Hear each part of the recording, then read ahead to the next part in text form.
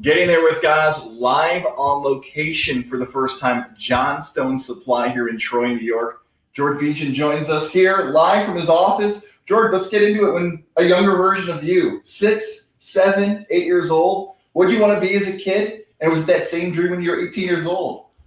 No, I think when I was younger, I actually wanted to be an architect. I like to draw and design things. So in the beginning, I was looking to be an architect.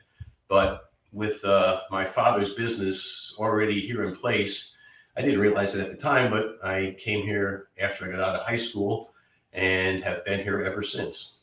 Look at that, following your father's footsteps. Now, you're 18 years old, right in high school, as you mentioned there, that you joined the family business. A lot of people, whether it be business, sports, coaching, they might get a little nervous to go with your father because dads hold their sons to high standards. Was there any nerves of, boy, I'm going to work for my dad? I'm kind of nervous about this. Did you ever have those types of hesitations? Like, maybe that's not what I want to do. Oh, most definitely, right from the start. And a family business is a blessing and a curse. And it's one of these things that maybe one day I'll write a book on it. But for sure, during the course of working with my dad all my life, there was lots of ups and downs. And with all those ups and downs, I don't regret a bit of it. Well, I guess I regret some of it. Some of my earlier days of being probably a little overly exuberant with things when my father tried to hold me in check, but I guess that's what a young man does. Yes. And so in the long run, it has worked out very well. We've been here for 75 years and serving the HVAC industry, and it's been a great ride. And now, just for some clarification, for those that may not know, it was not originally Johnstone Supply. It was Century. It was a different name, Century Supply at that point, correct? That is correct. It actually started out as Century Supply Company. Then in 1973, we incorporated into Bejian Century Supply. And then in 1989, because I could see the end of the small distributor happening, the end of the little guy, the big box stores, all the new forms of competition. And in reading the trade magazines, there was articles about this company, Johnstone Supply, that started out in Portland, Oregon, that was a member-owned co-op to the HVAC industry, something totally new to the game. And after I looked into it, I could see that it was going to be what I thought was going to help us to get through these next decades of, my days of working. And in 1989, we became a Johnstone store. I became a member owner of the member-owned co-op. Very interesting, in 89, when I became a member, there was 115 member owners that owned the co-op across the country. There was 150 stores across the country. I'm a one-store owner. There's many guys that have 5 stores. Some have 10, some have 20. And there was 150 stores across the country, and the co-op was doing $175 million a year in sales. This past year, the membership has actually dwindled to 95 members through attrition and one member selling to another. But there's now 450 stores across the country, and the co-op is at almost $3 billion a year in sales. So it's given me the ability to have the buying power, the product at the right price, and to be able to offer everything that the big guys can offer. See, now you say that very casually, and I think very modestly, if I do say so, because what you're saying is truly, you were a visionary when the change was on the way. I'm sure if you look at it now from the 1970s to 1989 to when we're taping in May of 2021, you knew distribution was going to change. You knew technology and the way the business was set up. You could see that into the future. I'm sure now, especially with distribution and the technology advances, you can go on your computer or on your phone and work with distribution, while in the past you might have had to do invoices. You saw the change coming, so to give yourself credit, you knew that this was the future, and that was a huge edge that you guys had. It was. It definitely was. And this this company is so forward thinking with all of the technology and everything. We've got the apps now that you put on your phones where a contractor, when he was up on a roof before servicing a piece of equipment, if he saw what it was, he'd have to write the model number down and the part number, and he'd have to come back down and get his phone or go to the wholesaler and see what if they had the part. But now with our app, the contractor on the roof can look at the thing. He can use what we use here. He can use our cross-reference system to find out what part it is. He can cross it to our part number. He can look at our inventory from on the roof, see if we have it in stock. If Johnstone doesn't have this one. Oh, let me check their distribution centers across the country. Oh, there's one in Las Vegas, Nevada. Perfect. I'll just have it next day or to my store. And he doesn't even have to come in here. And ultimately. So the advances that are happening now, the way the programs are working, it's almost impossible for a little guy to play this game, successfully and to grow. There's too many big factors that challenge you now. So it was very fortunate that, we made those decisions, got into it, and here we are today. I want to get into more of what you, Johnstone Supply, can offer to people, whether it be in Central New York, in Syracuse, Ithaca, Oswego, across New York, wherever you may be watching or listening. I want to get to that, but I have to acknowledge the boxing gloves. If you're watching on our visual side, sitting in front of us, let's talk about your career in boxing, because when you and I got to talk a few months ago, I was sitting here like a fan listening because I'm a big fight fan. You got to be a part of the big fights. Let's go back to your boxing career and how you got involved with one of the most entertaining and exciting sports to watch in person. Take us through how boxing became a huge part of your life. Okay. Well, we could go on for days on this, but I'll shorten it down quite a bit. I was involved in judo and karate in my earlier years, and then as time went on, and there was a person, you might recall his name, Mike Tyson, started becoming a very big name in the game, and he was local. He was from around here. So it got me a little bit excited again about the sport and everything, and I felt I'd want to get down to the local boxing club and try to put on some gloves and get in the ring a little bit and see how it would go. In doing that, we wound up meeting a number of the professional boxers in the area. This professional boxer was Kevin Pompey, who I'm sure everybody will remember, the Troy Tiger. So we got to be friendly together. We would spar quite often together. I've got pictures and videos to prove it. And we wound up getting more involved in the sport, kind of helping out the owner of the Troy Boxing Club, Bob Miller, who was the manager of the fighters at the time. And then a little bit later on, this was in probably like 92, 93, in those years. Then one day when we were at the club, this young fella comes back from Argentina, Verno Phillips, who was a local boxer here. He was down in Argentina training there. And when he came back up here and saw my friend Paul and I in the club, he asked us if we would manage him. And we said, "Wow, Verno, that's a big request." He wasn't comfortable with signing on with anybody locally. So we suggested to him, let's try this. Sign on with Bob Miller for a year. We'll take you everywhere. We'll see how the game runs, and we'll see if it's something that we can actually try to help you with after a year. So we took him to 3 fights throughout that year, and then came his last fight. Well, one of the second fight we brought him to was for the New York State title.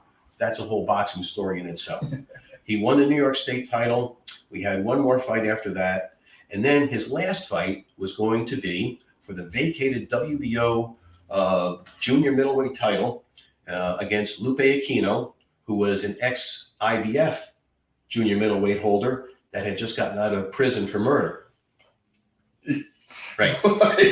So the match was going to be held at the Arizona American Airlines Arena. We were the undercard to Oscar De La Hoya, just as he was becoming Oscar De La Hoya. So there was now, since it was the last fight, and Verno had not signed a new contract with the manager he had the contract with, he was getting a little nervous, because he's fighting for a vacated title. Now, this same manager lost Mike Tyson to Don King. Mike Tyson was actually, Bob Miller was Mike Tyson's first manager. And then he lost it to Don King. So he was kind of like really a little bit concerned about what was going to be happening here with Verno. And he stirred up a story with Tony Rodriguez, who was the trainer, that my buddy Paul was going to try to steal Verno and we'll be gone. So the day of the fight, no, the morning of the event,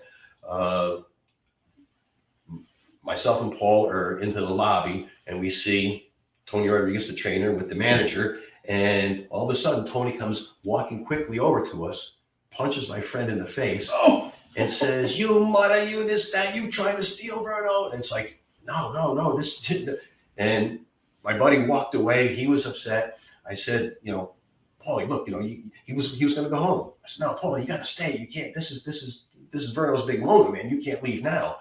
So we did stay, but rather than being in the corner, now we're up a few rows, into the fight stands. So the first round, and this is when you don't have instant replay. You're like, "Oh, what just happened?" So first round, probably halfway through the round, Aquino threw a punch and knocked Verno to the ground. And we're like, "Oh gosh, come on, it can't be over so quick." But Verno was known in the boxing circles, in the magazines, as becoming like the next Sugar Ray Leonard. Once he got warmed up, punches would come from crazy angles that would just work. And so fifth round, he winds up breaking Aquino's nose. Seventh round, he didn't come out. I said, "Paulie, does this mean that we're going to have a world champ?" He goes, "Yeah, I think so." Next thing I know, Verno has his belt. He comes up to us and everything, and we're taking pictures, and we have a world champ that we worked with for almost 5 years. Amazing. In the corner, working with a world champion boxer. I feel like May of 2021, when we're taping this, by the way, we're in this weird spot in the sports world where some things are back to normal. Other fans are still waiting to come back. People have asked me, guys, what's the most excited event you are to go back to watch? I would think it's the big fight. I think there's something about a boxing or MMA, and in particular boxing, that feel of the crowd and the energy. And I think you can speak this maybe better than anybody. Kind of help us through this, that the big fight feel. What was it like for you, feeling that rush of the crowd and having somebody like Verno get ready for this bout in front of so many people? It's thrilling. It's absolutely exhilarating. It's the highest levels of excitement that a person who's really into that can feel. My challenge at this stage is, as I look at it and I see now, sparring is fun. Pro fighting with 8-ounce gloves and no headgear, it's like playing football with no helmet, no shoulder pads. I mean, you are just doing damage that doesn't show up right away. Sometimes it does, but it only takes one punch to that. Each time you get jabbed, your brain is hitting against your skull. So the excitement and the thrill of sparring is beyond belief, and I wish that more guys could really experience it, because it's kind of cool. When you got the right headgear and the bigger gloves, you can have a great time, in the ring. And there's nothing more exciting than that fight or flight syndrome. I mean, it's one thing to play another sport, but boy, when you're there and if you make the wrong move, you get punched in the face, you're really focused. Yeah. For all the success you guys had in that early 90s and working with the world champion and everything else, I want to ask you this. Are you retired from the boxing game? Like, if someone called you tomorrow and said, "You know what? We got a fighter, we got maybe a potential champion on the way," are you completely done with boxing for your future? Or do you think there's another opportunity maybe in a year from now, 2 years from now, say, "You know what? I want to get back in it"? Well, you should never say never, but I think it would be highly unlikely that I would get into something like that again, because it was such a unique opportunity. One of the times we brought Verno for one of the title defenses, this guy was saying to us, "Oh, wow," he goes, "How long you guys been doing this?" And we said, "A little over a year now." And he goes, "A little over a year?" He goes, "I've been doing this my whole life. I've never even smelled a champ."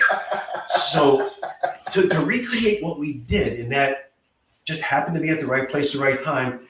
I really still love the game, but I don't think I'd ever do it that way again. Do I watch it? Do I encourage it? Sure, most definitely. But probably, it's like trying to recreate something that was really cool at one time, and No, I Yeah. probably wouldn't do it that way again. It's like a movie that you don't want to see a sequel from. You know, you don't want to see a 2 or a 3. Yeah. It had a great Yeah. movie. We got to live Yeah. the movie. Got to be the world Yeah. champion. It's like, Rocky, not again. We see this a few times. Yeah. No, just for those who may not be clear about this, although you are doing the boxing thing at this point, although you're working at world champion, you are still with Johnstone Supply at that point. So your responsibilities are different. During that period, although you're going through truly a movie-like scenario in your life, what are your responsibilities at that point with the company here at Johnstone Supply? Well, my buddy Paul became his manager. He was into it way deeper than I was. He was spending all the time that needed to be spent. I would go here during, I'd work all day long. 5 o'clock, I'd go over and I'd do some sparring. We'd get ready to do an event, and I'd go with Paul where we take the fighters to the show and everything, and come back. But he was the one that really managed and dealt with Verno on a daily basis. That makes Right sense. Yeah.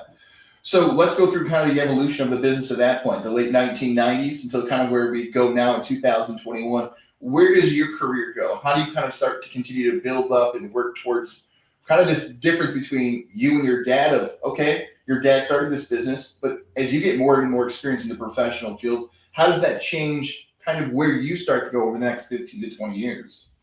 I've got a great group of guys that are really, focused on growing the business.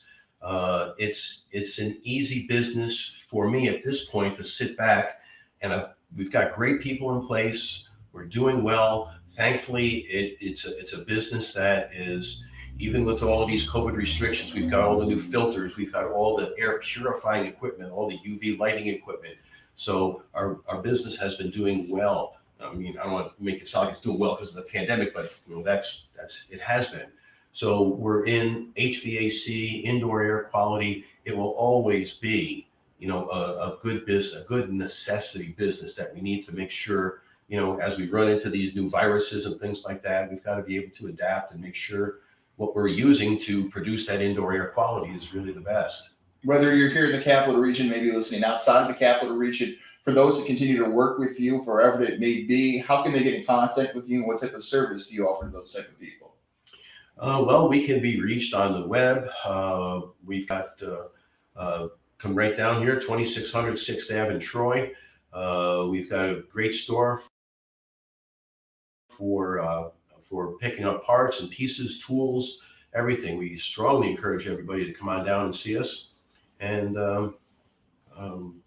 information, whatever it is you might need, we can help you out. Yeah. So the podcast is getting there with guys, and a lot of times we like to do this. Whether you're a college student, high school, maybe a young entrepreneur, someone trying to get into a business, you've done this. You've got the experience. You've got to do it firsthand for years and years. Let's kind of focus on those younger people who may want to do this for their occupation for the future. Best advice you can offer a young entrepreneur in 2021 looking to start their own business. In this particular industry? Yeah, let's do both. Let's do this business second, but first, any type of business, whatever it might be, their best advice to start. Because look, I'm doing it right now, so I probably need a notebook and I'll write down your advice first. I'll go back and watch the tape. Yeah, maybe I'll take some of yours too. Because just when you think you know everything, you realize you don't. That's a good piece of advice. I'll remember that. But for sure, I mean, there is as much opportunity now as when I was starting out. Things are different. Things are more technical. Things are more advanced. But the world is just growing and changing. And when one business stops, another one starts. One industry, let's say carburetors. There was tons of people working in the carburetor factories years ago. Now there's electronic fuel ignition. So they move from that into this. And as the distribution advances and becomes more of whatever it's going to become, it's a great industry. Whatever you get into, whether it's restaurants, whether it's food industries or anything, it's not easy. If it was easy, everybody would do it. You need to have a lot of discipline, dedication, perseverance, and keep swinging and don't forget to duck. All right, so for your business in particular, I'm a little boxing comparison there. I like that at the end. For your business in particular, what would be your best advice? Don't do this too well because it doesn't want too big of competition, but... No, that's great. Great. Competition is always good. That's what you want. More and more people in it, more and more people being involved. it only helps. More competition only helps. But what I would recommend is Hudson Valley. I've been on the board of advisors for Hudson Valley's HVAC division, and they've got another energy renewable division for quite a while. And Hudson Valley is a great 2-year school to get into the HVAC program. And then you can come out, become a technician, come into work with one of the distributors, become one of many things in the HVAC industry. But Hudson Valley would be a great way for a young man or woman to start out in the industry. Yeah, I think one other thing we should add too is your guys' ability to adapt. We've touched on this earlier in the interview, where you saw changes in your business in the 1970s, the 1980s, the 1990s. And I feel like you guys, and you in particular, have always seen this, okay, this change is coming. Let's be prepared. We mentioned COVID earlier. You guys had to have some type of adjustment like everybody else. How important is that to almost open yourself up to, this is how we did things in the past, but we're okay to be flexible and change things for the benefit of the business? Well, sometimes you don't have a choice. And my father always would say to me, he goes, you're always going to have 3 choices on what you need to do. You can handle it, or you can handle it, or you can handle it. And so you just have to make it work. You have to come up with a way that makes it work. Or, business can be very unforgiving, as we all know. And all of a sudden you don't have what you had. And so you've got to be able to innovate. You're a classic example of innovating and changing and becoming something new that, hey, let's see where this goes. Yeah. And speaking about that, you're talking about basically the future there. Innovation's hard to predict. If we all knew what would be in the future, we'd all have a lot more money in our pockets. But with that being said, your future, Johnstone Supply, goals, I guess I'll ask instead. What are your hopes for the next year to 5 years of the business? Well, we've got a lot of market share that we could still get in this area. And we will continue to do that, working with Johnstone Corporate, and the way they can predict market shares and what to do and things like that has been so helpful. Our mindset is just going to be to grow the business through new customers, through new products, and but more than anything, it's the people that you've got making it happen. You can have the best products in the world on the shelf, but if people don't like your service or don't like the way you do things, it's not going to work well. It has been a pleasure hanging out with you. Johnstone Supply. We're going to share more information both here on our social media platforms and our podcast if you want to connect. George, did I miss anything? I feel like we had so much fun. You and I could have hung out here all afternoon and evening. Is there one story, anything else you want to share before we let you go and get back to all the great work you're doing here? Well, there is tons of things that we missed. However, I don't want to get anybody bored out there for the first time. So let's see if it'll give us some opportunity to have some more stories in the near future. Look at that. That's a radio podcast tease. Now I'm afraid you're going to take my job in the future. Thank you for that tease, George. We will be hanging on again very soon. Appreciate your time. Thank you. Thank you, everybody.